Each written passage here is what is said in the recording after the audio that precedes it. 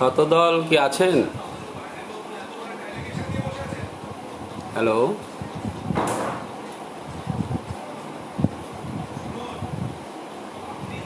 আমি আসলে 2 মিনিট আগেই শুরু করলাম, অনেক সময় টেকনিক্যাল প্রবলেম হয়। আর রূপরাজকে দেখতে পাচ্ছি এসে গেছে। আহ, দুজন এসেছে। হ্যাঁ, রূপরাজ লিখেছে আছি। সঞ্জয় এসে গেছে। শতদল আছে। 3জন হয়েছে। তার কয়েক 4জন হয়ে গেল।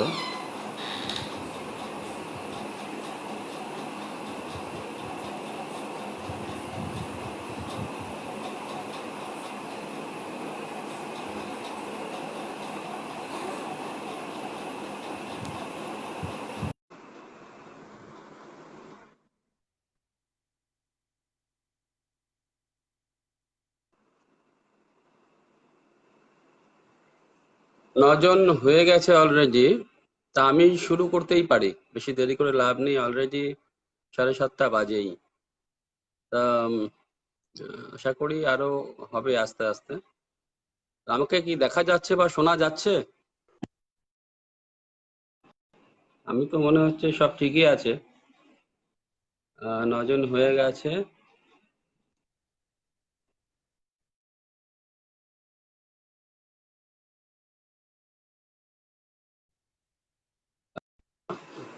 তাহলে আমি শুরু করতেই পারি। আজকে আমি এখানে এসেছি, নমস্কার সবাইকে, শুভ সন্ধ্যা। এখানে আমি আসলে এসেছি শতদল আচার্যর আহ্বানে সাড়া দিয়ে। উনি বলেছিলেন যে এখানে এসে নিজের সম্পর্কে বলতে হবে, এবং সাথে সাথে কিছু কবিতা পাঠ নিজের এবং অন্যের। যাই হোক, এরকম একটা থিম আর কি ওনাদের, আমার যতদূর মনে হয়েছে। তা আমি আহ, ব্রহ্মপুত্র উপত্যকায় থাকি, এবং একেবারে নিম্ন অসমের, পশ্চিম অসমের ধুবড়ী জেলার গৌরীপুরে থাকি। গৌরীপুর আপনারা জানেন যে এটা অনেক একটা প্রাচীন জনপদ। এখানে রাজারা ছিলেন, এবং খুবই সমৃদ্ধ একটি রাজ পরিবার। সমৃদ্ধ আমি বলছি কালচারালি খুবই সমৃদ্ধ পরিবার, যেই পরিবারের সন্তান ছিলেন প্রমথেশ বড়ুয়া বা প্রতিমা পাণ্ডে বড়ুয়া, হাতি শিকারী লালজি বড়ুয়া, পার্বতী বড়ুয়া এখনো হাতি শিকারী পশ্চিম উত্তরবঙ্গে আছেন। আহ, তাছাড়া আমাদের গৌরীপুরের একটি ঐতিহ্য ছিল বহু প্রাচীনকাল থেকেই, অনেক আগে থেকেই এখানে কালচারালি খুব রিচ এই অঞ্চলটি। কুচবিহার সংলগ্ন, পশ্চিম উত্তরবঙ্গের যে কুচবিহার, সেই কুচবিহার সংলগ্ন। তা একদা খুবই বিখ্যাত অঞ্চল, ইদানিং একটু ভাটাই পড়েছে বলতে গেলে। তা আমি এখানকার বাসিন্দা, এখান থেকেই সাহিত্য চর্চা যেটুকু সম্ভব, যেটুকু আমার সাধ্যের মধ্যে আছে করি। তো এখন হচ্ছে যে এখানে আমি একদম একা আসলে বলতে গেলে। আপনারা যারা বরাক ভ্যালিতে থাকেন সেখানে আপনারা একা না, আমি জানি। আপনারা সবাই মিলে বিভিন্ন সাহিত্য বাসর হয়, বিভিন্ন অনুষ্ঠান আদি হয়। আমাদের এখানে কিছুই হয় না আসলে। যেটুকু হয় সেটা গৌহাটিতে হয়। সেখানে হঠাৎ হঠাৎ মনে করুন বহুদিন পর হয়তো গেলাম, কেউ যদি ডাকেন তখন যাই, আর না ডাকলে যাওয়া হয় না, অনেকে ডাকেনও না। হুম। অনেকে ডাকেনও না, এই কথা আমি এখানে বলছি, বা ভুলে যান, মনে থাকে না, কাছাকাছি না থাকলে যেটা হয় আর কি। তা এরকম হয়। তা আমি এখানে একাই আম, একটা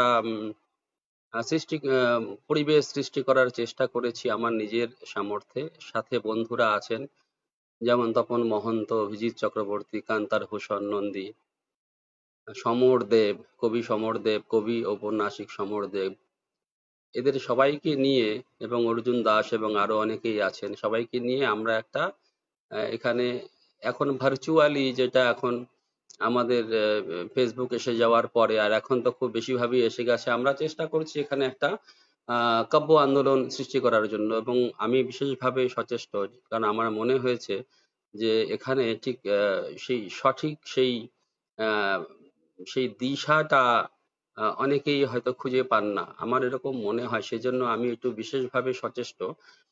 তা আমার সঙ্গে সমরদেব আছেন, তপন মহন্ত আছেন, আপনারা চিনবেন। অত্যন্ত একজন প্রতিভাবান কবি সমরদেব। অভিজিৎ চক্রবর্তী একসময় খুবই চেষ্টা করেছিলেন। এখনো উনি আছেন, তবে আগের মতন সেভাবে সময় দিতে পারছেন না হয়তো। তা আমার নিজের কথা বলি, আমি শিবাশিস চট্টোপাধ্যায়, আমাকে অনেকেই চেনেন, অনেকেই চেনেন না কারণ আমি তো ওই গুহাবাসীর মতন জীবন যাপন করেছি। গুহাবাসী, খুব একটা বের হইনি আমি এই কোটর থেকে। খুব একটা বের হইনি কারণ এখানে সেই বের হওয়ার সুযোগ গুলো খুব একটা কম। আর তাছাড়া আমার নিজের, আমি যে মানসিক বৃত্তে বাস করি, সেটা এরকমই আর কি, যে আমি নীরবেই চর্চা করে গেছি, নীরবেই সাধনা করে গেছি। তাছাড়া আর কিছু না। এটা তো সাধনাই। কবিতা লেখা আসলে একটা সাধনা, আমি মনে করি এটা সর্বোচ্চ পর্যায়ের সাধনা। কারণ কবিতা আসলে মন্ত্র। মন্ত্র এই অর্থে যে মন্ত্র কাকে বলে, মন্ত্র তো আহ এটা নিজে নিজে আমরা বলি মন্ত্র দ্রষ্টা ঋষি। কেন বলি দ্রষ্টা? হ্যাঁ, কারণ তারা দেখেছিলেন মন্ত্রগুলোকে। মন্ত্রগুলো নিজে নিজেই সৃষ্টি হয়েছে। এগুলো অনাহত ধ্বনি বা অনাহত নাদ। তারপর মন্ত্র আসলে অরূপের আত্মরূপায়ণ। অরূপ যে যাকে বলছি, সেই অব্যক্ত লোক, সে যখন রূপ নিতে চাইছে, কমিউনিকেট করতে চাইছে। আমরা তো আসলে একটা ভাষা বিশ্বে বাস করি, ভাষা ছাড়া এখানে কিছু নেই। সেই সেই ভাষা যাকে বাক বলছি, সেই যে বৈখরি, বৈখরি বাক। হ্যাঁ, শুভ সন্ধ্যা তৃণময় সেন। সেই বৈখরি যে আনন্দের হিল্লোল উঠেছিল মহাকাশে, সেখান থেকে সেই হিল্লোল আহ, রূপ ধারণ করলো, সেই রূপ ভাবে পরিণত হলো। সেই ভাব থেকে সৃষ্টি হলো ভাষা, যাকে বাক বলি আমরা। সেই ভাষার একটা জন্ম প্রক্রিয়া আছে। ঠিক তেমনি কবিতারও ঠিক এই একই প্রক্রিয়া, জন্ম প্রক্রিয়া হয়, আছে। সেটা যারা কবিতা লেখেন তারা জানেন। আমি এখন কবিতা লিখছি, এই সময় আমি একটু চার্জড হয়ে আছি, ইন্সপায়ার্ড হয়ে আছি। আমি যেন একটা কোন অব্যক্ত লোকের সঙ্গে যুক্ত হয়ে আছি। সেজন্যই আমার হাত দিয়ে লেখাগুলো বের হচ্ছে, সেই অক্ষর বের হচ্ছে। সেই হচ্ছে কবিতা। সেটা চর্চা একটা সাধনার বিষয়। সেই সাধনা যারা করতে পারেন, হ্যাঁ, তারাই এটা বুঝবেন। যারা সাধনা করেন না, অনেকে ভাবেন যে কবিতা বোধহয় কিছু একটা লিখলেই হয়ে গেল, সুন্দর শুনতে লাগে এরকম কিছু শব্দাবলী। তা আসলে কবিতা না। কবিতার ভিতরে অনেক কিছু আছে। কবিতাকে আসলে ঠিক ব্যাখ্যাও করা যায় না। কবিতার ব্যাখ্যা দেওয়া, ডেফিনেশন দেওয়া সম্ভব না। এটা আসলে এমনই একটা মাধ্যম যার ডেফিনেশন হয় না। আমার তো মনে হয় এটা যারা সাধক প্রকৃতির, সাধক বলতে এই সেই গেরুয়াধারীদের কথা আমি বলছি না। গেরুয়া ধারণ করলেই আপনি সাধক হবেন এমন কোনো কথা নেই। সাধনা একটা অন্য জিনিস, এটা এক অন্তর্লীন জীবন, যেটা আপনার যদি থাকে তবেই আপনি বুঝবেন। তো কবিতা, কাব্য সাধনা, কবিতার সাধনা হচ্ছে সেটা। তার সঙ্গে কিছু পড়াশোনাও দরকার হয়, গ্রন্থ অধ্যয়নের দরকার হয়। যদিও রামকৃষ্ণ পরমহংস বলেছিলেন স্বামী বিবেকানন্দকে যে আমার এখানে পুঁথি পুঁথি ঢোকাস নে, পুঁথি মানে বই ঢোকাস নে। একটা পর্যায়ে থাকে মানুষের সাধনার, যখন আর পুঁথির দরকার হয় না, পৃথিবীর তাবৎ গ্রন্থ নিজে নিজেই খুলে যায়, এরকম শোনা যায়। আমার তো অভিজ্ঞতা নেই। তা উনি বলেছিলেন পুঁথি ঢোকাস না, গ্রন্থ হচ্ছে গ্রন্থি, গ্রন্থি মানে বন্ধন। তা যাই হোক, গ্রন্থ বন্ধন, আমি মনে করি গ্রন্থ বন্ধন, নিশ্চয়ই বন্ধন। আবার বন্ধন মুক্তির উপায়ও গ্রন্থ। বন্ধন মুক্ত আপনি শেষমেশ হয়ে যাবেন। তা আমি নিজের কথা বলি, অন্য কথা অনেক হয়ে গেল। আমি এই গৌরীপুরে মানুষ হয়েছি। আমি একটি অত্যন্ত নিম্ন মধ্যবিত্ত পরিবারে মানুষ হয়েছি ছোট থেকেই। বাবা স্কুল টিচার ছিলেন, অনেক চাকরি, একটার পর একটা চাকরি ছাড়তেন উনি। এইভাবে কলকাতায় ছিলেন, লখনৌতে ছিলেন, দিল্লিতে ছিলেন। তারপরে চাকরি টাকরি ছেড়ে এসে গৌরীপুরে নিবাস, যেখানে আমাদের আমাদের আদি নিবাস। এই একটা ফোন এসে গেছিল, দুঃখিত। আমাদের এই আদি বাড়ি গৌরীপুরেই ছিল বহুদিন ধরে, বহু যুগ ধরে। এখানে আমার বাবা আবার ফিরে আসেন এবং এখানে এসে উনি একটা স্কুলে জয়েন করেন। যদিও ওনার বেতন খুব সামান্যই ছিল, তবু সেভাবেই উনি ছাত্র পর্যায়ে জীবনটা পার করেছেন। গান ভালোবাসতেন। আমার মাও, মা কলকাতার, আমাদের মামা বাড়ি কলকাতায়। মা সেখানে গান শিখেছেন, সুপ্রীতি ঘোষের ছাত্রী ছিলেন গানে।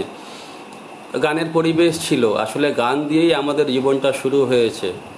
আচ্ছা, গান দিয়েই শুরু হয় আসলে সব কিছু। কবিতাও তো গানই, সুর দেয়া হলে গান হয়ে যায়। আমাদের বাড়িতে গানের চর্চা ছিল, সেখানে অনেকে গান গাইতে আসতেন। অনেক সন্ন্যাসীকেও দেখেছি, তারা গান গাইতেন, সুমধুর সঙ্গীত। আমাদের বাড়িতে অনেক সাধুরা থাকতেন, বাবা এবং সাধুদের ধরে ধরে নিয়ে আসতেন।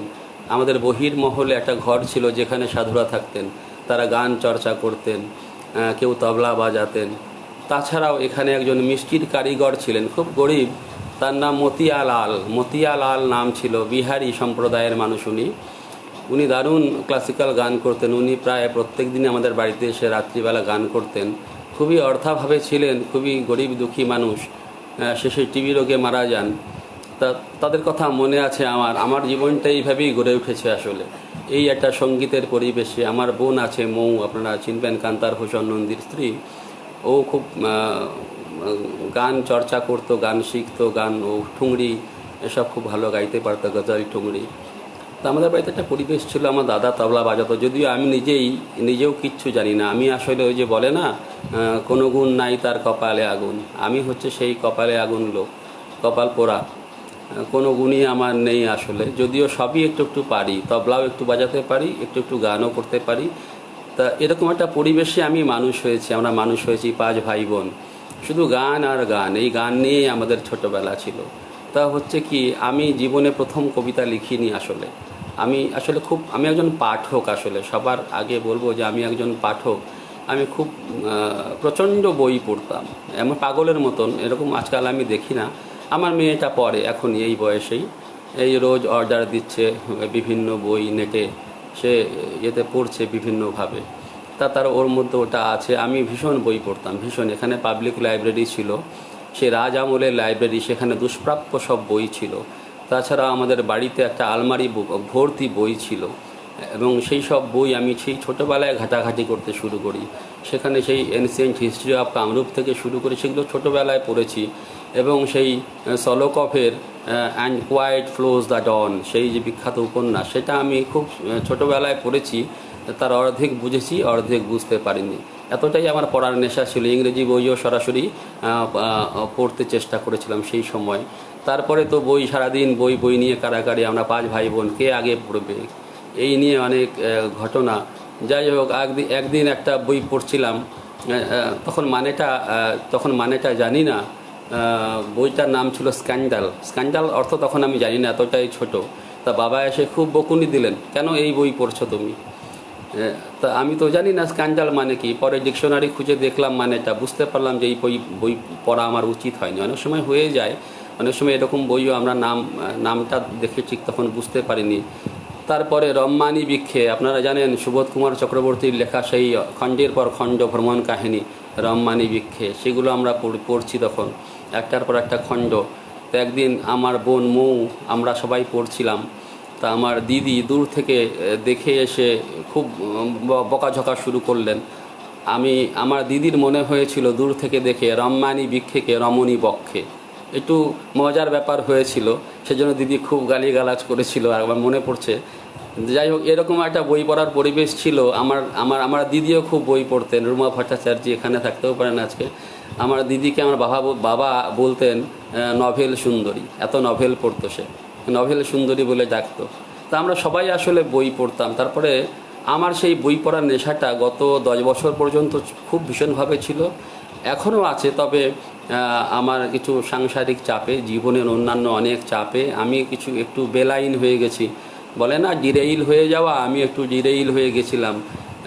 আমি যেদিক দিয়ে গেলে নিজের সম্ভাবনার দুয়ার উন্মুক্ত হয় সেই দিকে যেতে পারিনি, দেরি হয়ে গেছে আমার। জানি না, ঈশ্বরের ইচ্ছা, এই দেরিটাও তারই ইচ্ছা। যাই হোক, সেভাবে আমরা মানুষ হয়েছি, সেইভাবেই সাহিত্য চর্চা। প্রথম লিখেছিলাম গল্প, সেই ছোটোবেলায় সেই গল্পগুলো এখনও রেখে দিয়েছি। এখনও সেই কচি কচি হাতে লেখা গল্প, অনেক বানান ভুল তাতে, কিন্তু সেই হস্তাক্ষর এখনও সেই কচি কচি হস্তাক্ষর, বড় বড় করে লেখা। সেই গল্পগুলো আমি লিখেছিলাম তখন, 2-3-4টে গল্প, একেবারে ছোট তখন আমি। তারপরে একদিন হলো কি, কবিতা কি করে এলো সেটা বলি। কবিতা তো বাড়িতে বললাম যে গানের চর্চা ছিল, কবিতার চর্চা। বাবা খুব ভালো আবৃত্তি করতেন। রবীন্দ্রনাথের সেই দুঃসময় আমি বাবার আবৃত্তি শুনেছি, দারুণ আবৃত্তি। এরকম আবৃত্তি খুব একটা শুনি না আজকাল। তা আমার মামাও আবৃত্তি করতেন, উনি কবিতা লিখতেন কলকাতায়, মিহির বরণ ভট্টাচার্য, ওনার কাব্যগ্রন্থ ছিল।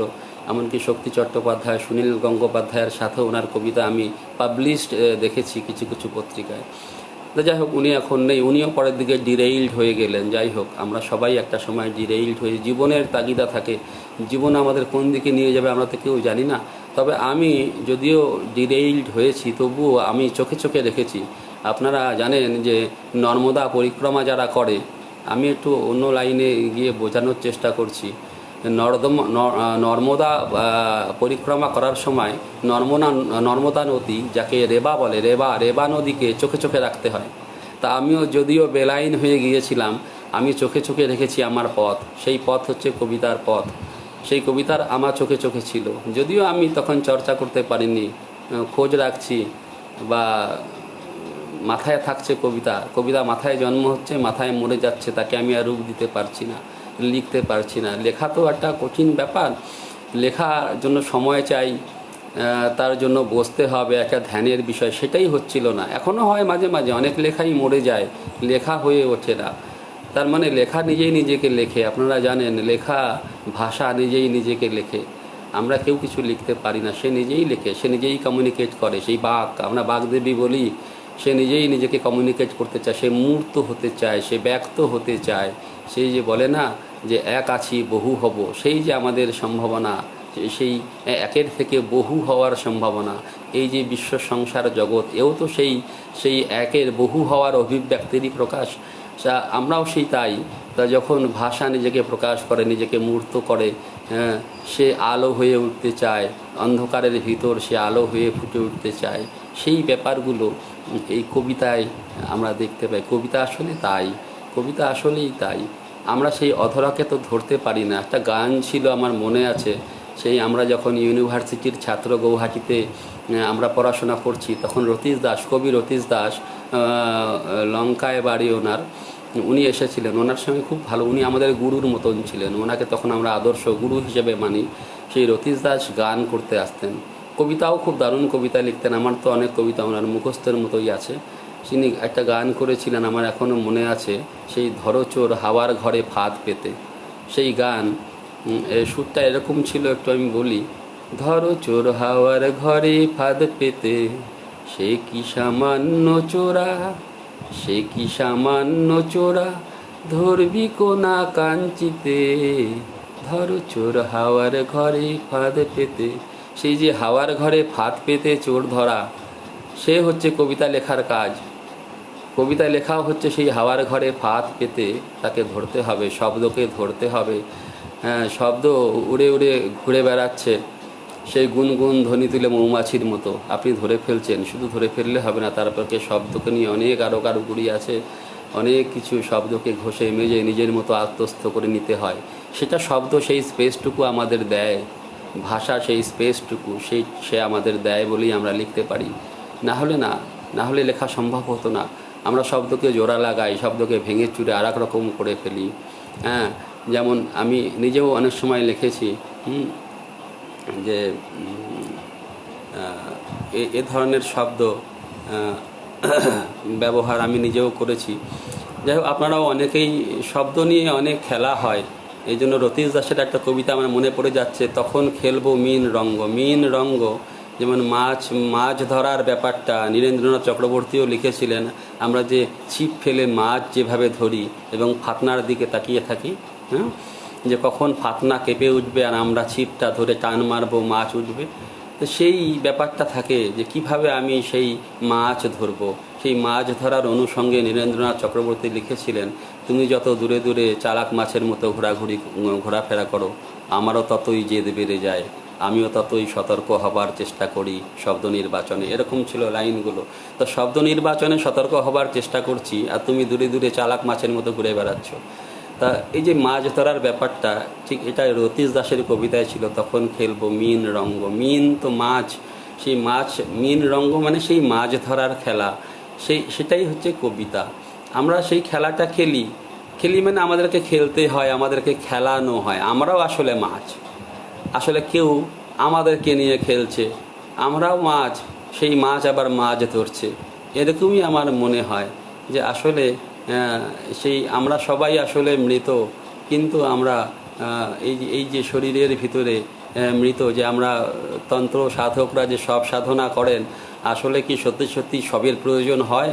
আসলে এই দেহই সব, এই সবের মধ্যে বসেই সাধনা করতে হয়। এই দেহরূপ সব, এই দেহই সব। তা এই আমার মনে হয় আর কি, যে এই যে অক্ষর বলি আমরা, অক্ষরের সাধনা করি। অক্ষর কি? অক্ষর তো আসলে ঈশ্বরের নাম। অক্ষর যার ক্ষয় নেই, সেই অক্ষর থেকে চুইয়ে চুইয়ে যা পড়ে, তাই এই কবিতায় অশ্রুবিন্দুর মতন আমরা ধরে রাখতে চেষ্টা করি। কবিতা আজকে আমি একটা অমর চক্রবর্তীর একটা টাইম লাইনে দেখছিলাম, উনি শ্লোক সম্বন্ধে বলেছিলেন। সেখানে সমরদেব কমেন্ট করেছিলেন, শোক, শোক থেকে এসেছে শ্লোক। শোক, শোক ছাড়া তো হয় না। আসলে সেই যে প্রথম আদি শ্লোক আমরা বলি, সেই যে ক্রৌঞ্চ মিথুন, সেই যে সঙ্গমরত মিথুন, সেই সঙ্গমরত মিথুনকে যখন এক ব্যাধ তীর মেরে নিহত করলেন, সেখানে বাল্মীকির মুখ দিয়ে তখন উচ্চারিত হলো সেই শব্দ মা নিষাদ। আপনারা জানেন সেই শ্লোক। সেই শ্লোক তো শোক থেকেই এসছে। আপনি যদি আঘাত না পান, ভেতরে যদি আঘাত না থাকে, সেই আঘাতকে যদি আপনি লালন করতে না পারেন, সেই আঘাতকে যদি আপনি যাপন করতে না পারেন, তবে সেই শব্দ নিজেকে প্রকাশ করবে না। সেই আঘাতের মধ্য দিয়েই তাই সে স্বয়ং প্রকাশ। সে আঘাতকে লালন করতে হবে, শিল্প রূপ দিতে হবে। তো সেটাই হচ্ছে কবিতা। তা অনেক কথা বলে ফেললাম, আসলে অনেক কথা অনেক বলতে পারি, আসলে অনেক কিছু বলার থেকে যায় আসলে জীবনে। আমাদের সব কথা বলা হয়ে ওঠে না, শোনার লোকও খুব কম। আজকে এখানে তবু তো কেউ কেউ কেউ শুনছে না এইগুলো কথা, এগুলো তো কেউ শুনতেও চায় না আজকাল। কে শুনবে এসব কথা? মানুষের অনেক তাগিদ থাকে, অনেক মানুষের কাজ, এদিক ওদিক দৌড়াদৌড়ি, আর এই লকডাউনে আর্থিক অনটন, সেই অনেকের চাকরি চলে যাচ্ছে, অনেকের পেশা পরিবর্তন হয়ে যাচ্ছে। এখানে আমরা কবিতা চর্চা করছি, এটাও একসময় ভাবলে জানি কেমন একটা মনে হয়। যাই হোক, এই বৈপরীত্য নিয়েই তো আমাদের বাঁচতে হবে। এটা বোধহয় নিৎসে বলেছিলেন যে কবিতার মূল ব্যাপারটাই আছে বৈপরীত্যে। তা আমাদের জীবন তো বৈপরীত্যময়। এই যে দেখছেন জন্ম মৃত্যু, আমরা যে এই যে সব সেই হিসাব ডুয়ালিটি, বাইনারিগুলো, যে নিৎসে বলেছিলেন যে এই যে বাইনারি, এই বাইনারির মধ্যে আসলে আমরা অর্থ খুঁজি, কিন্তু এই বাইনারির মধ্যে লক্ষ্য করবেন যে একটা প্রাধান্য পেয়ে যায়, আর একটা চাপা পড়ে যায়। ফলে এখানে হয় কি, আপনাকে এই বাইনারির মধ্যে আবদ্ধ থাকলে আপনি মিনিং এখানে থাকে না। আসলে মিনিং তো কোথাও থাকে না, অর্থ কোথায় থাকে? সেই ডিকনস্ট্রাকশন থিওরি যদি ভালো করে আমরা দেখি, আমরা দেখব যে এই যে একটি শব্দ, ধরুন একটি শব্দ হচ্ছে একটি সিগনিফায়ার। এটি সিগনিফায়ার মানে সে চিহ্নায়ক, বাংলায় সম্ভবত শব্দটা চিহ্নায়ক। সে তার একটা ডিকশনারি মিনিং আছে, ডিকশনারি মিনিং যাকে বলি আমরা আভিধানিক অর্থ। কিন্তু শুধু আভিধানিক অর্থ দিয়ে তো হয় না, তার অনেক বাচ্চার্থ অতিরিক্ত অনেক অর্থ থাকে, ব্যঞ্জনা থাকে, সেসব অ্যাসোসিয়েশন, অনুষঙ্গ, অনেক কিছু, সেই অনেক কিছু থাকে। তা যাই হোক, অনেক কিছু থাকতে পারে। তা সেগুলো আপনি যখন ডিকশনারিতে খুলবো, আপনি একটি শব্দ পেলেন, মনে করুন একটি শব্দ জিজিবিসা পেলেন আপনি, বা সেই শব্দ যখন আপনি ডিকশনারিতে খুলে মেলে দেখতে যাবেন, দেখবেন এর পাশাপাশি আরও অনেক শব্দ এসে যাবে। সেই শব্দগুলো আপনাকে টানবে, একটা শব্দ আর একটা শব্দকে টেনে নেয়, যে একটা সিগনিফায়ার আরেকটা সিগনিফায়ারের দিকে ধাওয়া করে, তাড়া করে। এভাবে এটা বিস্তারিত হতে থাকে, বিস্তৃতি পেতে থাকে।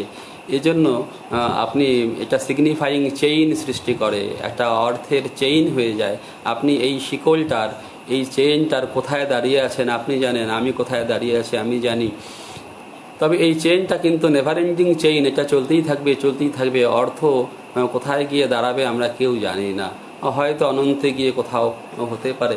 তা অনন্ত তো আমরা জানি না, অনন্ত কী জিনিস। শুধু এই বর্তমানটা, এই অস্তিত্বটাকে বুঝতে পারি। সেই অস্তিত্ব কি? আপনি অনেক প্রশ্ন ছুড়ে দিচ্ছেন আকাশের দিকে তাকিয়ে, একটার পর একটা প্রশ্ন। আমি কে? প্রাচীন ঋষিরা বলেছিলেন কো অহম, আমি কে? এই প্রশ্ন থেকেই তো দর্শনের উৎপত্তি। এবং দর্শন, ভারতীয় দর্শন এবং পাশ্চাত্য দর্শন এক না। আমাদের দর্শনে লজিক আছে, ন্যায়শাস্ত্র আছে, কিন্তু আমাদের দর্শন কিন্তু সেই দর্শন, যেটা বললাম যে মন্ত্র দর্শন, মন্ত্র দ্রষ্টা ঋষি, সেই দেখা, ভেতরের চোখ দিয়ে দেখা, সেটা হচ্ছে আমাদের দর্শন। আর পাশ্চাত্য ফিলসফি এক জিনিস না, একটু আলাদা, যদিও কাছাকাছি বলে আমরাই ব্যবহার করি। তা যাই হোক, এভাবেই ভাবতে হবে আমাদেরকে যে আমরা আকাশের দিকে তাকিয়ে অনেক প্রশ্ন ছুড়ে দিচ্ছি যে আমি কে, কেন এসেছি, কেন আমার জন্ম হলো, কেন আমি এত কষ্ট ভোগ করছি, আমার পাশের বাড়ির লোকটার তো কোনো কষ্ট নেই, আমার তবে কেন এত কষ্ট, আমি তো কারো চেয়ে কম নই, আমার শিক্ষা দীক্ষায় কম নই, কোনো কিছুতে এত কেন কষ্ট। এই যে প্রশ্নগুলো ছুড়ে দিচ্ছেন আপনি আকাশের দিকে তাকিয়ে, এর কি কোনো উত্তর আছে? নেই। আকাশ কিন্তু নিস্তব্ধ, নিঃশব্দ, সেখান থেকে কোনো উত্তর আসে না। এখানেই আমাদের অস্তিত্বের সংকট। তখনই অস্তিত্বের সংকট সৃষ্টি হয়, কেননা উত্তর আসে না, সে নিরুত্তর। সেই যে একটা কবিতায় আছে, গালিব বলেছিলেন, সেটা প্রেমের কবিতাও হতে পারে, আবার ঈশ্বরের সঙ্গে সংলাপও হতে পারে, যে এদিকে আমি শত সহস্র আর্তনাদ, আর ওদিকে তুমি এক পরমাশ্চর্য না শোনা। না শোনা মানে বধিরতা। আমি এখানে আমার ভিতরে শত সহস্র আর্তনাদ, কিন্তু তুমি তো শুনছো না কিছু। তোমার সেই বধিরতা, সেই যে না শোনা, শ্রবণহীনতা, তোমার তো শ্রবণ নেই। এটা শেক্সপিয়ারও একটা সনেটে লিখেছিলেন যে when in disgrace with fortune and men's eyes, I all alone beweep my outcast state and trouble deaf heaven with my bootless cries. বলেছিলেন যখন ডিসগ্রেস উইথ ফরচুন মানে আমি যখন ভাগ্য হতো, আমার যখন দুর্ভাগ্যের সময়, তখন যখন আমি প্রার্থনা করছি এবং সেই স্বর্গের উদ্দেশ্যে আমার অর্থহীন প্রার্থনাগুলোকে ছুড়ে দিচ্ছি, স্বর্গকে জ্বালাতন করছি আমার অর্থহীন প্রার্থনার দ্বারা, বুটলেস, কারণ সেখান থেকে কোনো উত্তর আসে না। সেই ক্রাইসিস দেখুন, সেই ক্রাইসিস শেক্সপিয়ারও অনুভব করেছিলেন। যারা বড় বড়, যারা চিন্তাবিদ, চিন্তাশীল, তাদের মধ্যে এই ক্রাইসিস আসবেই, যে আমাদের সব প্রার্থনাই আসলে নিষ্ফল। এটা একটা স্তরে হয়তো তাই, কিন্তু আমাদের ভারতীয় দর্শন তো এত নিরাশার কথা বলে না আসলে। এটা পাশ্চাত্য সেই অস্তিত্ববাদী দর্শনের কথা বললাম। আমাদের ভারতীয় দর্শন পূর্ণতার কথা বলে, শূন্যতার কথা বলে না। বৌদ্ধ দর্শনে শূন্যতার কথা খুব বেশি। বুদ্ধ 12 বছর তপস্যা করে উনি যে উত্তর পেয়েছিলেন সেটা আমরা জানি না। বুদ্ধকে যখন কেউ জিজ্ঞাসা করতো যে ঈশ্বর কি আছেন, উনি শুধু হাসতেন। আবার একটা ফোন এসে গিয়েছিল, তা বুদ্ধকে কেউ জিজ্ঞেস করলে উনি হাসতেন, উনি কোনো উত্তর দিতেন না, কারণ উনি জানেন যে ঈশ্বর সম্পর্কে বলা সাধারণ মানুষকে বড় কঠিন কাজ, কেউ বুঝবে না। ঈশ্বর এরকম 2 হাত 2 পাওয়ালা কেউ না। যদিও বাইবেলে আছে যে ঈশ্বর নিজের ইমেজেই মানুষকে সৃষ্টি করেছেন, এটা বাইবেলে আছে, কিন্তু যে god made man in his own image, ঈশ্বর মানুষকে সৃষ্টি করেছেন নিজের আকারে। তার মানে আপনি ধরে নিতে পারেন ঈশ্বরের আকারও মানুষের মতো। কিন্তু আসলে সেই যে বললাম অব্যক্ত লোক, সেই অব্যক্ত লোকের সেখানে আকার তো ভেঙে যায়। আকার, আপনি সাধনার পথে যদি যান দেখবেন আকার এক সময় ভেঙে যাবে, আকার থাকবে না, আকার থাকে না। আমাদেরও তো আসলে আকার নেই। আকার কি আছে? আজ আছি কাল নেই, কাল পুরে শ্মশানে মাটি হয়ে যাব, আকার কোথায় যাবে? আকার একটা সাময়িক ব্যাপার, একটা সাময়িক ভ্রম। এই যে শরীর, এটা একটা সাময়িক ভ্রম। কেননা আমার জীবনটাকে যদি আমি ফাস্ট ফরওয়ার্ড করে দিই, দেখুন আমাদের যখন আগে টেপ রেকর্ডার ছিল, আমরা অনেক অংশ ফাস্ট ফরওয়ার্ড করে দিতাম, যে শুনবো না, কিছুটা অংশ বাদ দিয়ে শুনবো, বা প্রথম 2টো গান বাদ দিয়ে শুনবো, ফাস্ট ফরওয়ার্ড করে দিতাম। তা জীবনটাকে যদি আপনি প্রথম থেকে, জন্ম থেকে ফাস্ট ফরওয়ার্ড করে দেন, জন্ম হলো, তারপরে ফাস্ট ফরওয়ার্ড করে দিলেন, তারপরে দেখলেন যে মৃত্যু এসে গেল, মাঝে আর কিচ্ছু নেই। তো এই হচ্ছে আমাদের জীবন, এই আসলে আছে আবার নেই। তবে পজিটিভভাবে ভাবতে হবে যে আছে আছে আছে আছে। আমি একটা সিনেমা দেখেছিলাম ত্রৈলঙ্গ স্বামীর জীবনের উপরে, যে ত্রৈলঙ্গ স্বামী, যা আপনার কাশীর সচল বিশ্বনাথ যাকে বলা হতো, উনি পাহাড়ে পাহাড়ে ঘুরছেন এবং ঈশ্বরের সন্ধানে, এবং কোথাও খুঁজে পাচ্ছেন না। এবং এক পাহাড়ে দাঁড়িয়ে উনি এক সময় চিৎকার করলেন যে হে ঈশ্বর, তুমি কি আছো? তখন অন্য পাহাড় থেকে প্রতিধ্বনি ভেসে এলো, আছো আছো আছো। আবার উনি আবার চিৎকার করলেন, হে ঈশ্বর, তুমি কি নেই? এবার প্রতিধ্বনি হলো, নেই নেই নেই। তখন উনি বললেন, ও বুঝেছি, যদি ভাবি যে তুমি আছো তাহলে আছো, আর যদি ভাবি নেই তাহলে নেই। আসলে ভাবনাটা একটা বড় জিনিস। ভাবতে হয় পূর্ণতার কথা ভাবতে হয়, ইতিবাচক কথা ভাবতে হয়। হ্যাঁ, আমরা শূন্যতার কথা কেন ভাববো? আমরা তো পূর্ণ থেকে সৃষ্টি হয়েছি, পূর্ণেই বিলীন হয়ে যাব। শূন্যতা আপাত। এখন বিজ্ঞানও বলছে শূন্য বলে কিছু নেই, শূন্য বলে কিচ্ছু নেই, এটা আপাত। শূন্য আমি দেখছি, সেখানে কণায় প্রাণকণা যাকে বলে, ঈশ্বর কণায় সে পূর্ণ হয়ে আছে। সেখানে কোথায় শূন্যতা? শূন্যতা আসলে একটা অ্যাপারেন্ট ব্যাপার, আপাত ব্যাপার। শূন্যতা নেই, সবই পূর্ণ হয়ে আছে। আমিও পূর্ণ হয়ে আছি, আপনিও পূর্ণ হয়ে আছেন, আমরা এই পূর্ণেরই অংশ। এভাবেই আমরা জীবনকে দেখি। যাই হোক, এবারে আমি কিন্তু কবিতা পড়ব, অনেক বকবক করে ফেললাম। এবারে কবিতা পড়ব। আমি প্রথমেই পড়তে চাইছি সঞ্জয় চক্রবর্তীর একটি কবিতা। কেননা আসামে যে আমাদের কবিতা আন্দোলন, এই কবিতা আন্দোলনের একজন পথিকৃৎ বলে মনে করি আমি সঞ্জয় চক্রবর্তীকে। সেজন্যই ওনার একটি কবিতা পড়ব। ওনার একটি বই আছে দণ্ডবত মাতা, সেখান থেকে একটি কবিতা পড়ব। তারপরে আমি অন্যান্য কবিদের কবিতা পড়ব এবং আমি শেষে আমার কবিতাও আমি পড়ব। দেখুন, দণ্ডবত মাতার একটি কবিতা নিষাদ। নিষাদ আপনারা জানেন, ব্যাদ শিকারী। নিষাদ প্রথমেই একটি সংস্কৃত সেই যে কেউ যখন দেহ রক্ষা করে, কেউ যখন অমৃত লোকের উদ্দেশ্যে যাত্রা করে, হ্যাঁ, তখন আমরা একটা মন্ত্র পড়ি। সেই মন্ত্রটাই উনি প্রথমে বলেছেন যে ওং কৃত্তা তু দুষ্কৃতং কর্ম জানতা বাপ্য জানতা মৃত্যু কালবশং পাপ নরং পঞ্চত্বমাগমং ধর্মাধর্ম সমযুক্তং লোভ মোহ সমাবৃতম দহেয়ং সর্বগাত্রাণি দিব্যানো লোকানো সগচ্ছতু। এই যে দিব্যানো লোকানো সগচ্ছতু, এটা আমরা বলে থাকি। আগের আমাদের পূর্বপুরুষরা বলতেন, যখন তারা প্রত্যক্ষ করতেন যে কারো দেহান্তর হয়েছে বা কেউ মারা গেছেন, তখন তারা বলতেন দিব্যানো লোকানো সগচ্ছতু, তোমার আত্মা যেন দিব্য লোকে গমন করে, সেটা বলতেন। সেই মন্ত্রটা প্রথমে আছে এই কবিতার, সে বলে নিলাম। তারপরে উনি কবিতায় যাচ্ছি, মূল কবিতায়। মুখাগ্নি করি রাত্রির, মুখাগ্নি করি যত কালো কেশ, মুখাগ্নি করি দাঁত নখ, মুখাগ্নি অন্ধকারের, একটু স্পেস আছে। মুখাগ্নি করি তোর ভয়, মুখাগ্নি দীর্ঘশ্বাসের, আবার একটা স্পেস। মুখাগ্নি করি পলায়নের, মুখাগ্নি তীব্র বিষের। যে শব্দ পারমাণবিক বোমার চাইতেও ধ্বংসাত্মক, তাকে পূর্ণাহুতি দিলাম পুণ্য চিতাগ্নিতে। দহ দহ সর্বশরীর নিয়ে দহ, অশুভ যত আগুনে শুদ্ধ হয়ে দিব্যালোকে যাবে। বিষুব রেখার ওপর দাঁড়িয়ে উড়িয়ে দিলাম পিকাসোর পায়রা। দুই দিগন্তের দিকে জন লেনন গাইছেন give piece a chance, give piece a chance. আমি অন্ধকার হন্তারক, আমি শুভকামনা, আমি সমস্ত মৃত্যুর বিরুদ্ধে জীবনের প্রচারক। আমি ভালোবাসার মন্ত্র পাঠে ধ্রুব আলোক, প্রাচীন রজনী নাশ নতুন উষালোকে। আলো আসুক, আলো পড়ুক, আলো পরে টাপুর টুপুর, আলো পরে টাপুর টুপুর। এই কবিতাটা পড়লাম কেন, এটা আমার অত্যন্ত একটা ভালো লাগা কবিতার ভিতরে পড়ে। কেন আমি এখানে দেখেছি সেই যে আলো পরে টাপুর টুপুর, আপনারা জানেনই, সেই আলো আসুক, আলো পড়ুক। আলোই তো জীবনের সার, আমরা আলোর জন্যই তো সব কিছু। এই আলোকেই খুঁজে বেড়াচ্ছি অন্ধকারের ভিতর। আর আলোর জন্ম আসলে অন্ধকারেই হয়, অন্ধকার ছাড়া আলো হয় না। অন্ধকারের একটা আলো আছে, সেই আলো আবার আলাদা। এই যে আলো দেখছেন, এই আলো না, অন্ধকারের ভিতর থেকে এক দিব্য আলো আছে। সেই দিব্য আলোর সন্ধান কবিরা করে, যোগীরা করে। তা এবারে আমি আর একটা কবিতা পড়ব। কবিতার ব্যাখ্যা ট্যাখ্যা এসব করব না, এগুলো এখানে সেটা উদ্দেশ্য না।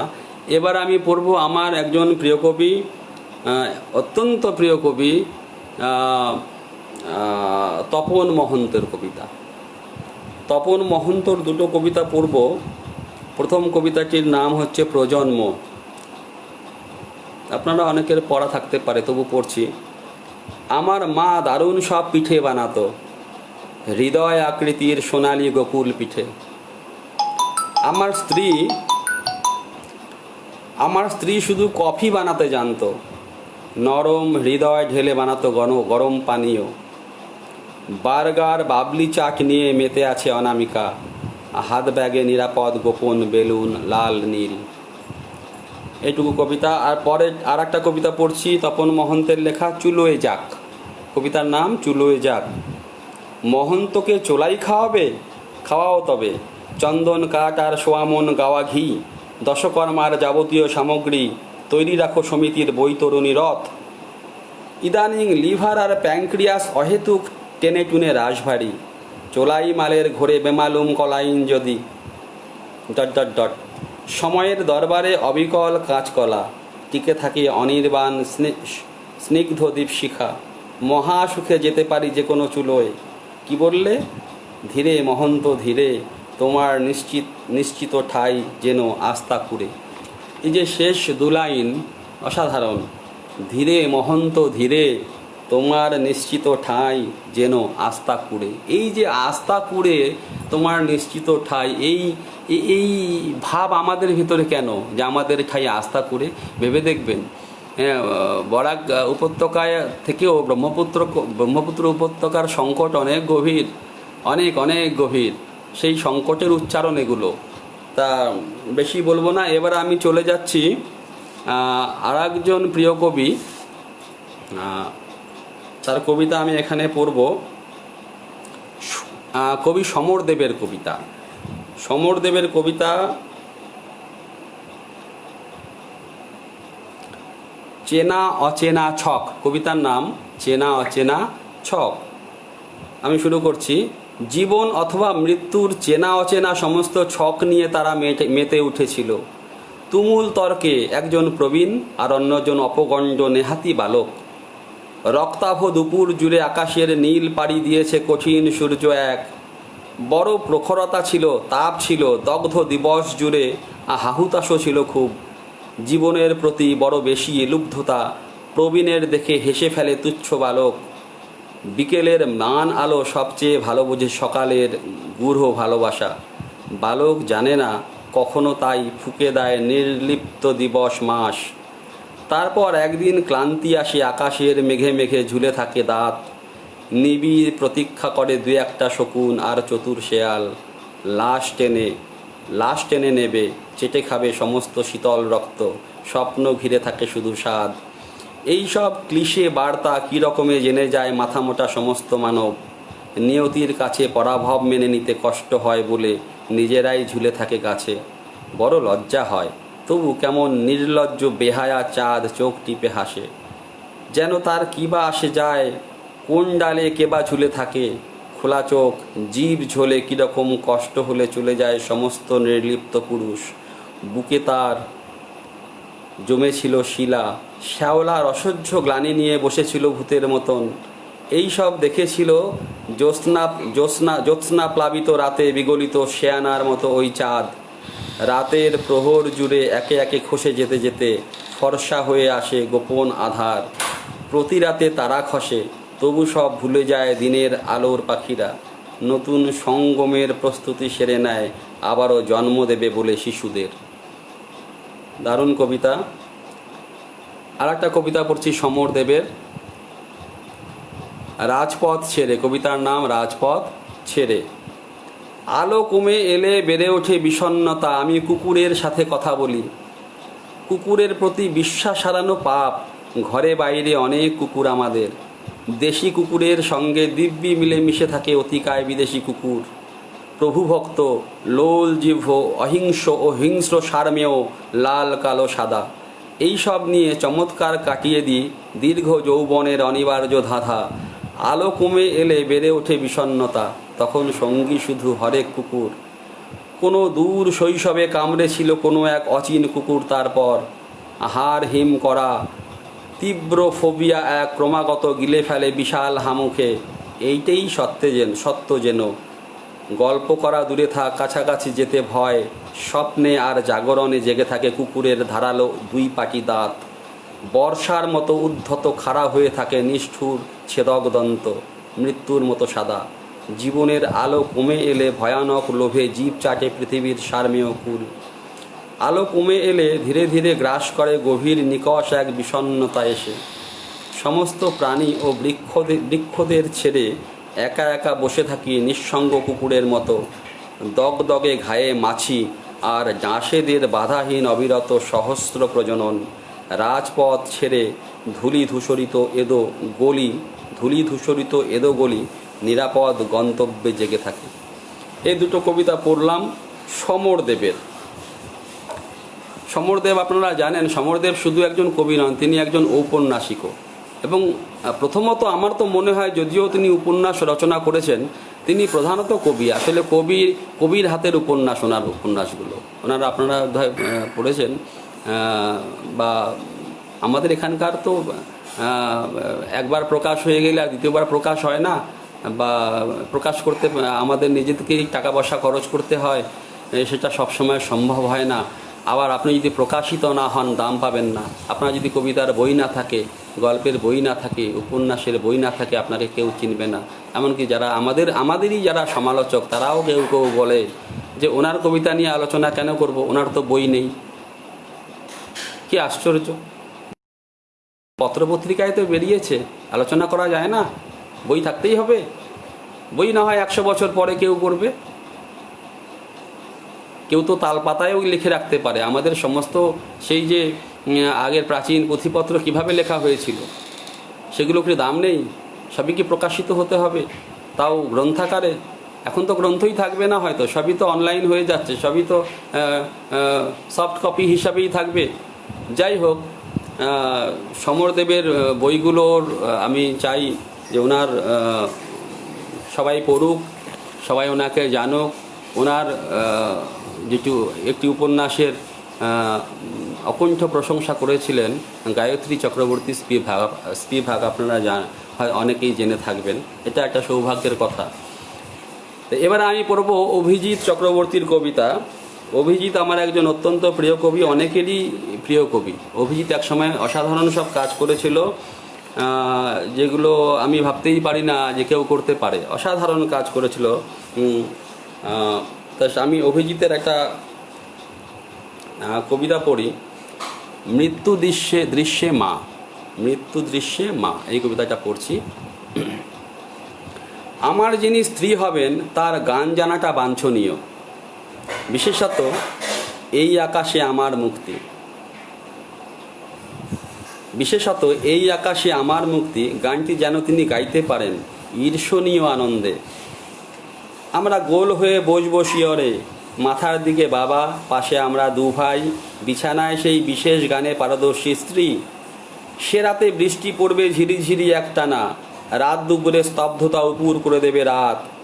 তোমার শ্বাস শ্লথ হয়ে আসবে, প্রলম্বিত রবীন্দ্রগীতি শেষ হয়ে শুরু হবে, আবার চলতেই থাকবে যতক্ষণ না তুমি ঠোঁটের কোণে হাসিটুকু বজায় রেখে আলোয় আলোয় মুক্তি পেয়ে যাও। এইভাবে প্রিয় নারীর মৃত্যু আঁকি আমি, এইভাবে আঁকি ওর শেষ রবীন্দ্র উপভোগ।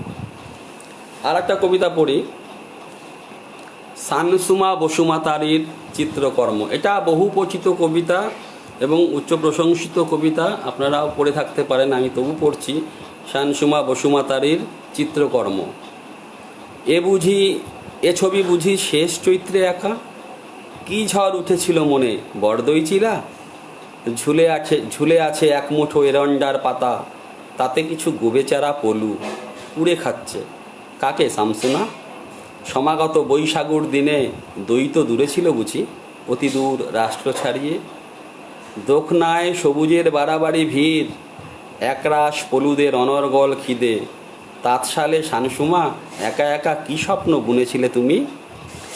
কত অশ্রু সবুজে মেশালে এমন হরিদ্রাভ হয় এরন্ডার পাতা। এই হচ্ছে আমাদের অভিজিৎ। অভিজিৎ হচ্ছে একজন মাস্টার অর্গানাইজার। একসময় আমাদের কবিদের অর্গানাইজ করেছিলেন, এক ছাতার তলায় এনেছিলেন। তারপরে জানি না কেন উনি সব ছেড়ে ছুটে দূরে চলে গেলেন। হয়তো কোনো অভিমান থেকে থাকবে, যেমন আমাদের সবারই নানা রকম অভিমান কাজ করে।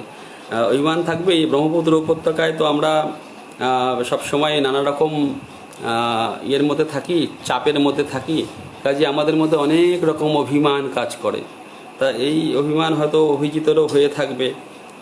আমাদের অনেক সময় এই রকমের অভিজ্ঞতার মধ্যে আমরা পড়ি, আমরা জীবনে পড়ি, তারপরে অভিমান করে সরে যাই। আচ্ছা, এবারে আমি আমার নিজের কবিতা পড়ি, তারপরে একটু কথা বলে অনুষ্ঠান শেষ করে দেবো। আমার নিজের কবিতা পড়ি। এগুলো সব সম্প্রতি লেখা কবিতাও আছে, কিছু পরেরও আছে।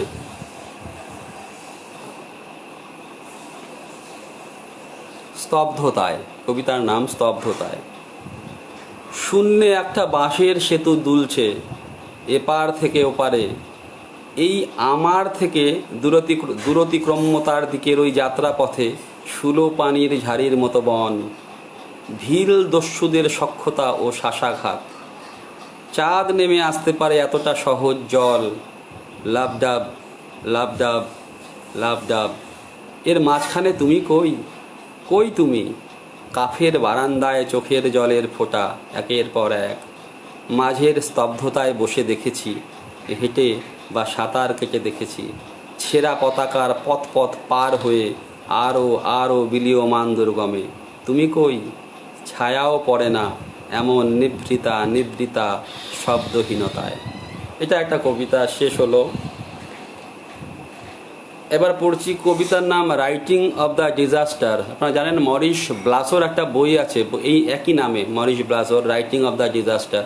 আমি এই কবিতাটার নামও দিয়েছি রাইটিং অফ দ্য ডিজাস্টার। ছোট কবিতা, শুরু করছি। স্মৃতিপটে ফুটে আছে চোখ কবেকার, চোখ নয় চোখ মেলা আকাশ, তাতে শুধু এলোমেলো উল্কা আগুন।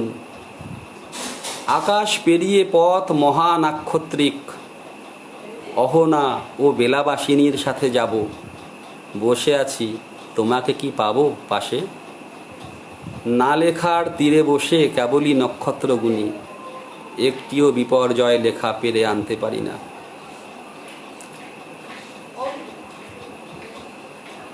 আর একটা পড়ছি ভোর রাতের গান। ভোর রাতের গান, এটার তিনটে ভাগ আছে, 1, 2, 3। ভোর রাতের গান। এক নম্বরটা শুরু করছি। এক আজানের সুর আছড়ে পড়ছে আরেক আজানের সুরে, এই প্রভাতে ভেতরে কি শঙ্খ লাগা সাপ। স্খলন রুদ্ধ রাত ঘা পাড়তে থাকে দরজায়, শুকনো মসনদের ফুল, লালায়িত আকাশ যা নেমে আসছে আমি তাকে দেখতে পারছি না কেন। একটা কপালই তো। অন্ধকারকে চুমু খাই, রাতের ওষুধের মতো তুমি সেই অন্ধকার তুমি। 2, এখন বর্ষা নেই তাই আরো ভিজব গোপন, রাত চিরে তোষকের মাংস ছিঁড়ে খুঁড়ে, জানি শুধু অন্তরার মতো বেজে যাবে পাশবালিশ। ঘুম নেই, ব্যথার ভিতরে দিঘি, বেহায়ার পদ্ম ফুটে আছে জামগুড়ি হাটের রাস্তায়। 3, এক বস্তা রাত্রি পড়ে আছে গার্বেজের দম, এত কান্না তবু। সাত সকালে পুজোর পুরুত, কাক আর হইচইগুলো জপতে জপতে অভাবের ফিরিস্তির মতো ফালা ফালা। অন্ধকার ভেদ করে ভাপা পিঠের মতো জাগছে মরণের অঙ্গীকারগুলি। ওহে জীবন মাস্টার। এবার একটা কবিতা পড়ব যেটা আমি খুব সম্প্রতি লিখেছি। এটা আমার একটা চলার পথের কবিতা আর কি, যেভাবে জীবনে চলেছি। আমার এই খুব কাছাকাছি একটা মদাতি নামে একটা আদিবাসী গ্রাম আছে, মদাতি। সেখানে খুব যেতাম আমরা একটা সময়, আজকাল যাওয়া হয় না। তো সেখানে সেই গ্রামটার কথা আছে। কবিতা তো শুধু ওই গ্রাম ছাড়িয়ে অনেক কিছু হয়ে যাবে। যাই হোক, আমি শুরু করছি চলো যাই। কবিতার নাম চলো যাই। কোথাও প্রকাশ হয়নি, এমনকি ফেসবুকেও না। হ্যাঁ, তপন মহন্ত বলছেন শিবাশিসের পার্থিব করাত পড়ে যখন অভিভূত হয়েছিলাম তখন তার সাথে পরিচয় ছিল না। হ্যাঁ, ঠিকই বলেছেন। অনেকের সাথেই আমার পরিচয় ছিল না, পরে আস্তে আস্তে হয়েছে। যাই হোক, আমি খুবই ভাগ্যবান মনে করি আপনাদের সঙ্গে পরিচিত হয়েছি। তা আমি পড়ছি চলো যাই কবিতাটা। মদাতি নামের এক আদিবাসী গ্রামে 34 বছর পরে দেখা হতে পারে চোখে চোখ। গড়িয়ে পড়ার মতো মদ্যপ যাত্রাপথ ধরে চলো যাই ধুলোয় গড়াই। মনে পড়ে অনতি দূরেই এক অগোছালো বন, সেখানে পাতায় ঢাকা শিবলিঙ্গ পড়ে আছে একা। বিল পারে নিরুদ্বেগ মাছ ভাজা জীবন গুজরান, আমাদের চোখে টিমটিম মধুর কুটির পথে জ্বলে উঠতে চায় নাকি মিশুক লণ্ঠন। কেরোসিন চোয়ানো জীবন থেকে দূর ক্রমে দূরে মায়ের স্মৃতির মতো কাঠকয়লা ছাই। বাড়ি যাই বায়না ধরেছে, আতঙ্কবিহীন যাবে দিক চক্রবাল ধরে ধরে। গঙ্গেয়া নদীর পাড়ে মিহি আরো মিহি চিলের মতন একাকী সীমানা ভেঙে মনে মনে বেড়াতে কি যাও? পাড়া জুড়ে কত মাসি পিসি চিরের মোয়ার মতো ভেঙে ও চিবিয়ে জীবন। নিভে যাচ্ছে ধোঁয়া, দাহকার্য শেষে বালতি বালতি জলে বেদি চকমকি পাথরের মতো পড়ে আছে। যাবে? এখানে এই কবিতা এখানেই শেষ। আর একটা কবিতা পড়ছি, দরজা, কবিতার নাম দরজা। এক নাগারে করা নাড়ালাম, দরজা উন্মুক্ত হলো। অথচ ওপারে এক বোবাকালা লোক, এপারে আবেগ ঘন উচ্চারণের থুথু লালা। পর্দা কাঁপছিল, হয়তো সে জানে দরজার পেছনে অন্য দরজা রয়েছে, তার পেছনে অন্য আরেক। কোথাও প্রহরী নেই, তালা নেই, যার বিজ্ঞপ্তিবিহীন চাবি দেরাজ আলমারি থেকে হারিয়ে গিয়েছে। কিউতে দাঁড়াবো না জেনে কাউন্টারে টিকিট মুদ্রায় ঘুমিয়ে আছে ঘুম। মহাশয়, আমারও সদন্ত হবে, আপনি জানতেন?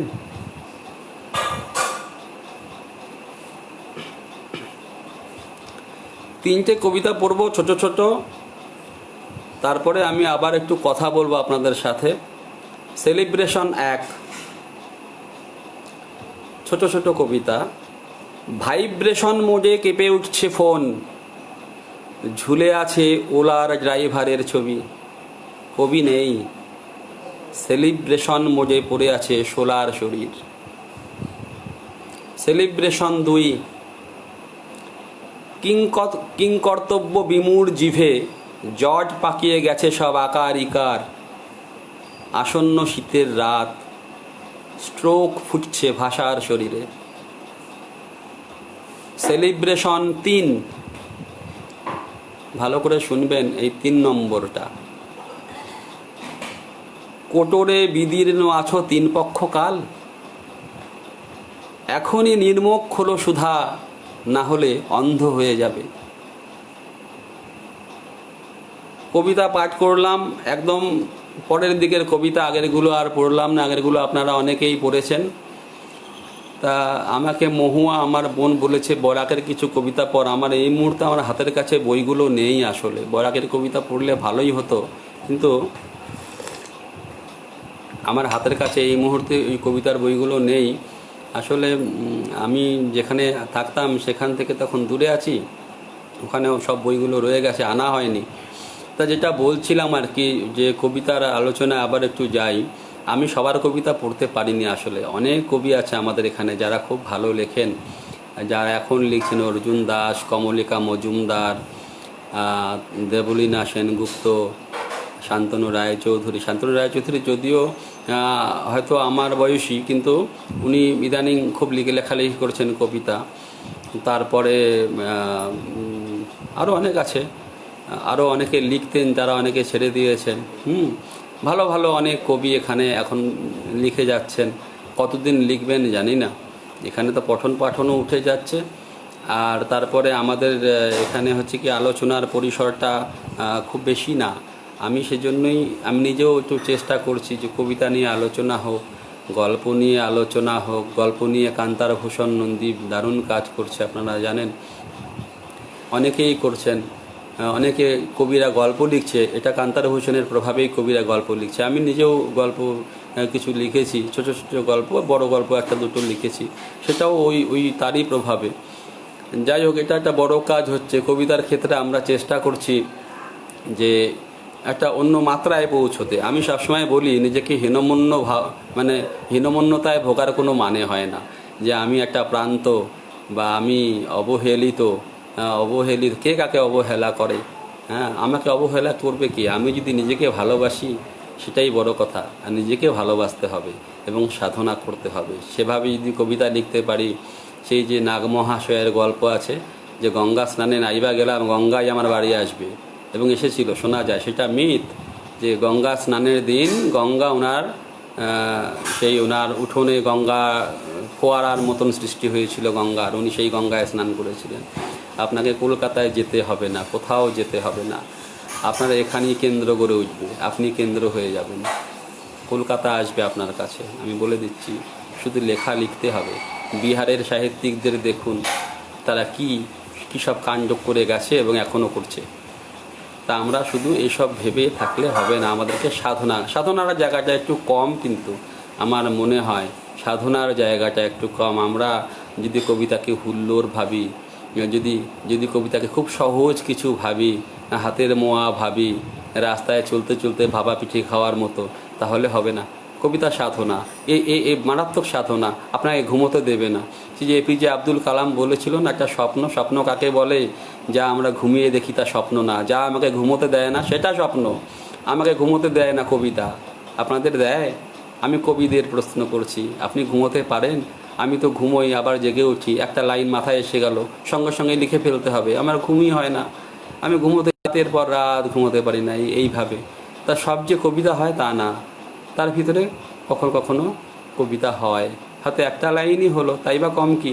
একটা লাইন লেখাও তো কম কথা না, এক লাইনেরও কবিতা হয়। হ্যাঁ হয়, অনেক কিছু হয়। আমরা যদি ভাবি যে হয় না, এটা সাধনা, এই সাধনা করতে হবে। এই সাধনা আপনাকে হয়তো ঘুমোতে দেবে না, সেইভাবে সাধনা করতে হবে। আমি কেন্দ্র হয়ে উঠবো, আমি প্রান্ত বলে চিৎকার করে লাভ নেই। প্রান্ত বলে কিছু না, আমি কেন্দ্র। যেখানে বিজ্ঞান বলে আপনি যেখানে দাঁড়িয়েছেন সেটাই কেন্দ্র, বিজ্ঞানও বলে এই কথা। পৃথিবীর কেন্দ্র কোথায় কেউ যদি প্রশ্ন করে, আমি যেখানে দাঁড়িয়ে আছি সেটাই কেন্দ্র। তা আমিও সেখানে ভাবি যে বাংলা ভাষা সাহিত্যের যে ভূগোল, সেখানে আমি যেখানে দাঁড়িয়েছি সেটাই কেন্দ্র। এই কেন্দ্র নিয়ে ভেবে লাভ নেই আসলে। হ্যাঁ, এই যে শতদল লিখেছি, ইংরেজি সাহিত্যের 3-4টা কেন্দ্র হয়, এই কেন্দ্রগুলো আমরা বানানো। ইংরেজি সাহিত্যের আসলে কোনো কেন্দ্র নেই, ইংরেজি সাহিত্যই। এটা আমি ইংরেজি সাহিত্যের অধ্যাপক হিসেবে বলছি, আসলে কোনো ওই রকম হয় না। হ্যাঁ, পারিপার্শ্বিকের প্রভাব থাকে। ওই যে একটা বই ছিল কণ্ঠে পারিপার্শ্বিকের মালা, আপনার লেখায় আপনার পারিপার্শ্বিক থাকবে, কিন্তু সেটা কেন্দ্র না, তাই বলে কেন্দ্র না। হ্যাঁ, সেটা হয় না। আপনি সাহিত্য সবসময় কেন্দ্রে চলে যাবে। আপনার সাহিত্য, আপনার সৃষ্ট লেখা যদি সেরকম লেখা হয়, সেটা কেন্দ্রের লেখা হবে, সেটা কেন্দ্রে নিজের স্থান করে নেবে। সেই আত্মবিশ্বাস, শান্তনু রায়চৌধুরী, সেই আত্মবিশ্বাস দরকার।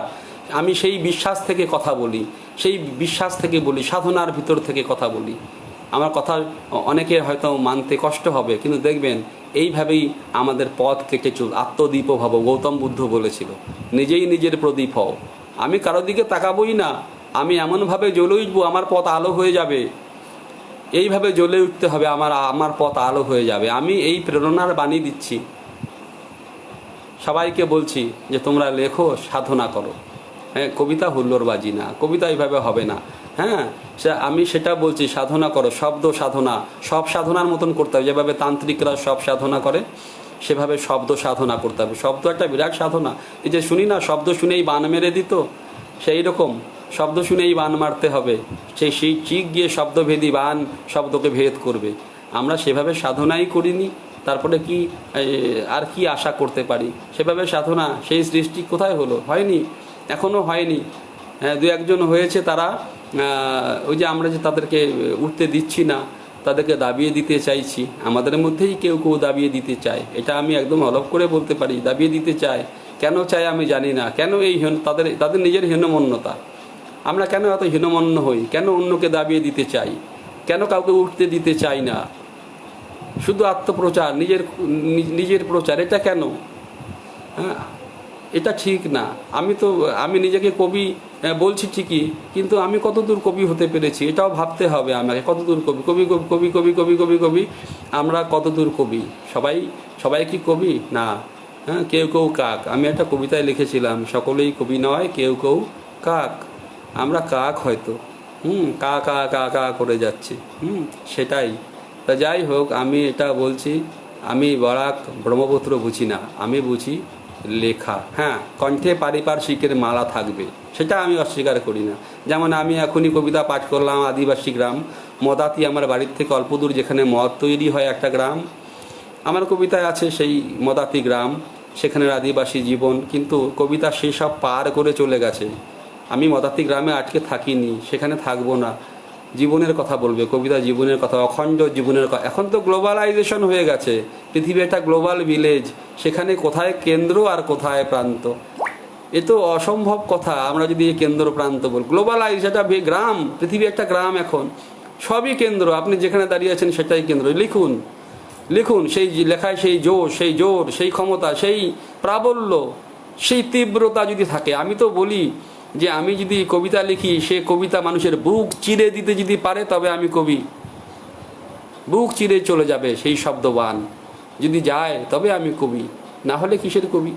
সেভাবে লিখতে হবে, সেভাবে লেখাটাই আমাদের কাজ। আমরা লিখব। আর কে বলে পশ্চিমবঙ্গ আসে না, কে বলে কলকাতা আসে না? আসে। আমার নিজের অভিজ্ঞতা আছে, তারাও ভালোবাসতে জানে। শুধু আমরা তাদেরকে, আমরা তাদের কাছে যাই না, হয়তো আমাদেরও হীনমন্যতা কাজ করে, তাদের কাছেও যাই না। হ্যাঁ, অনেকে আছে, সেটাও বলি একই সঙ্গে, কলকাতার কবিরাই কলকাতার কবিদেরকে দাবিয়ে দেয়, জেলার কবিদেরকে দাবিয়ে দেয়। এটা তো আপনারা জানেন, একটু খবর নিলে কলকাতার কবিরাই কলকাতার জেলার কবিদেরকে দাবিয়ে দিচ্ছে। জেলার কবিদের এই অভিযোগ আছে। আমরা তো আর একটু দূরে, কে কাকে দাবিয়ে দেবে? ইতিহাস আপনাকে তুলে আনবে। জীবনানন্দ দাশ উঠে আসেনি? কত ছিল, সব চলে গেল। আপনার লেখার জোর থাকলে সে আবার উঠে আসবে। কোনো কিছুই নষ্ট হয় না, কোনো কিছু ধ্বংস হয় না, কিচ্ছু না, সব থেকে যাবে। শুধু সাধনাটা চালিয়ে যেতে হবে। যাই হোক, আমি অনেক কথা বলে ফেললাম। ভুল ভ্রান্তি হলে কাউকে যদি দুঃখ টুক্ষ দিয়ে থাকি ক্ষমা করবেন। আমি আসলে দুঃখ দিতে চাই না, কাউকেই দুঃখ দিতে পারিও না, চাইও না। আমি আমার মনের কথাগুলো খুব বিশ্বাসের সঙ্গে, আমি এটা বিশ্বাস করি বলে বললাম। আমি কেন্দ্র প্রান্ত এসব কিছু বিশ্বাস করি না, লেখায় বিশ্বাস করি। যদি লিখতে পারি, কালকে লোকে পড়বে, আজকে নাই পড়লো, আমি মরে গেলাম, তাতে কি হলো? কিচ্ছু যায় আসে না, কিচ্ছু যায় আসে না, কিচ্ছু না। কালকে পড়বে, না পড়লে নেই, ধ্বংস হয়ে যাবে। এই পৃথিবী ধ্বংস হবে, আর লেখা, এই পৃথিবী, বিশ্ব প্রকৃতি সবই ধ্বংস হয়ে যাবে, তার লেখা কোথায় থাকবে? না পড়লে নেই।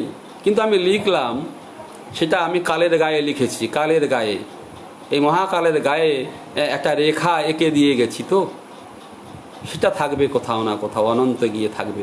আমি সেই কালের গায়ে, আমি একটা কবিতায় লিখেছিলাম কালের গায়ে কাঁসা পেতল ছুঁড়ে দেওয়ার কথা। আমিও এই কালের গায়ে কাঁসা পেতল ছুঁড়ে দিচ্ছি, সেখানে কোথায় গিয়ে লাগছে, লাগুক।